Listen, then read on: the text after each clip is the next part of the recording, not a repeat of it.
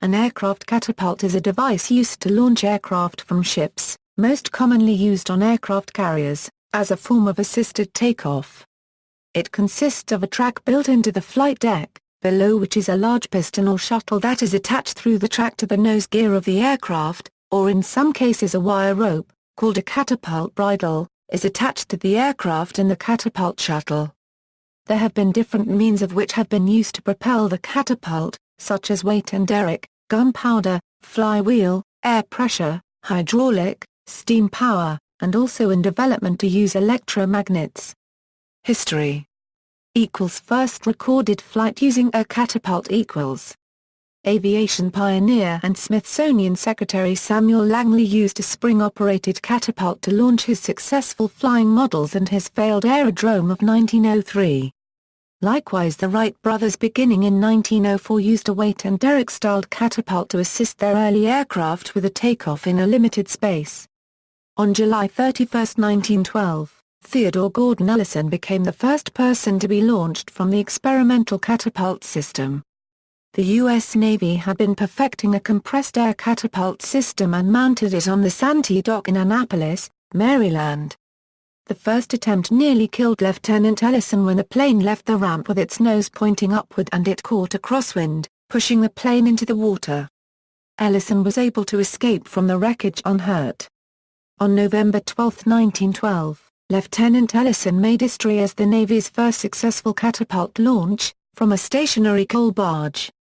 On November 5, 1915, LCDR Henry C. Muston made the first catapult launch from a ship underway. Interwar and World War II.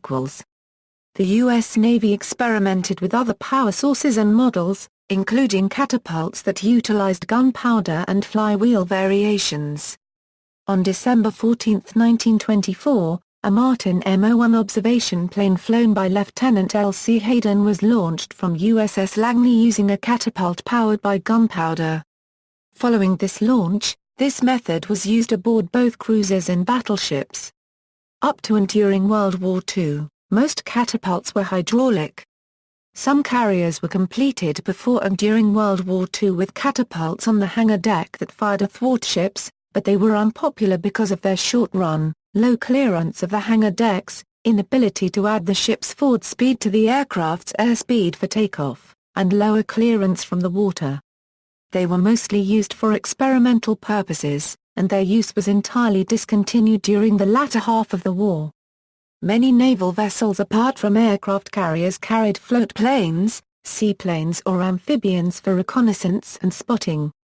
They were catapult-launched and landed on the sea alongside for recovery by crane. There were submarine aircraft carriers, and some Japanese submarines used them for offensive operations also. The first launch of a Royal Navy battler cruiser was from HMAS Australia on March 8, 1918. Subsequently many air-end ships carried a catapult and from 1 to 4 aircraft. Battleships or battler cruisers like the HMS Prince of Wales carried 4 aircraft and HMS Rodney carried 2, while smaller warships like the cruiser HMNZS Leander carried 1. The aircraft carried were the Fanny Seafox or Supermarine Walrus. Some like HMS Nelson did not use a catapult, and the aircraft was lowered onto the sea for takeoff. Some had their aircraft and catapult removed during WWII, for example HMS Duke of York, or before. During World War II a number of ships were fitted with rocket-driven catapults, first the fighter catapult ships of the Royal Navy, then armed merchantmen known as CAM ships from catapult-armed merchantmen. These were used for convoy escort duties to drive off enemy reconnaissance bombers. CAM ships carried a Hawker Sea Hurricane, dubbed a Hurricane, or Cater fighter, and the pilot bailed out unless he could fly to land.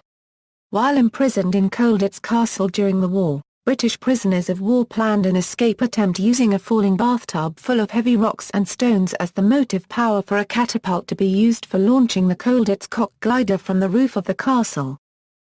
Steam catapult. Following World War II, the Royal Navy was hard at work developing a new catapult system for their fleet of carriers. Commander Colin C. Mitchell, RNV, recommended a steam-based system as an effective and efficient means to launch the next generation of naval aircraft. Trials on HMS Perseus, flown by pilots such as Eric Winkle Brown, from 1950 showed its effectiveness. Navies introduced steam catapults, capable of launching the heavier jet fighters, in the mid-1950s. Powder-driven catapults were also contemplated, and would have been powerful enough, but would also have introduced far greater stresses on the airframes and might have been unsuitable for long use. The way the steam catapult works is at launch, a release bar holds the aircraft in place as steam pressure builds up, then brakes, freeing the piston to pull the aircraft along the deck at high speed. Within about 2 to 4 seconds, aircraft velocity by the action of the catapult plus apparent wind speed is sufficient to allow an aircraft to fly away, even after losing one engine.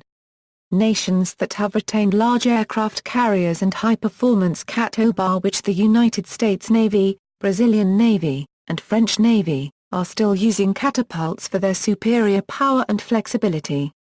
The Royal Navy operates STOVL aircraft, such as the imminent F-35B on the HMS Queen Elizabeth-class carriers and U.S. Carrier Expeditionary Strike Groups. Others employ the Sea Harrier or AV-8B Harrier II, which do not require catapult assistance and take off vertically from STOVL configuration carriers, which are less expensive and generally smaller in size compared to catapult carriers.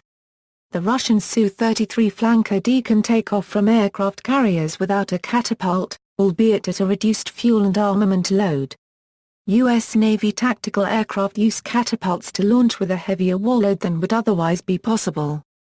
Larger planes, such as the E-2 Hawkeye and S-3 Viking, require a catapult shot, since their thrust-to-weight ratio is too low for a conventional rolling takeoff on a carrier deck. Steam catapults types presently or at one time operated by the U.S. Navy include bridle catches. The ramps at the catapult ends on some aircraft carriers are used to catch the ropes so they can be reused.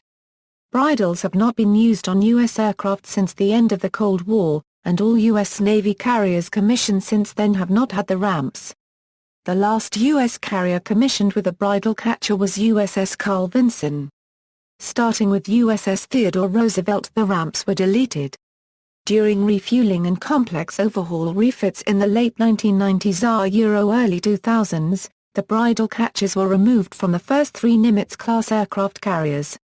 USS Enterprise was the last U.S. Navy operational carrier with the ramp still attached before her inactivation in 2012. Future.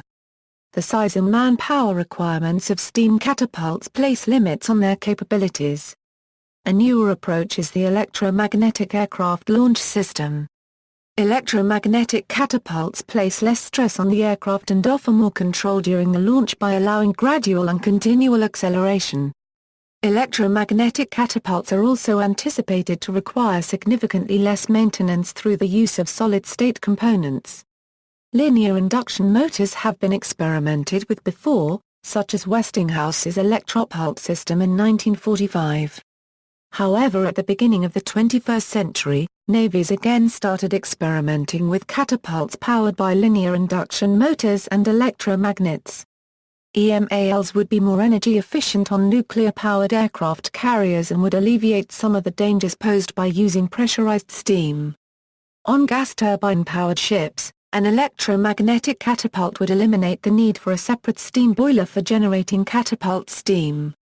The U.S. Navy's upcoming Gerald R. Ford-class carrier includes electromagnetic catapults in its design.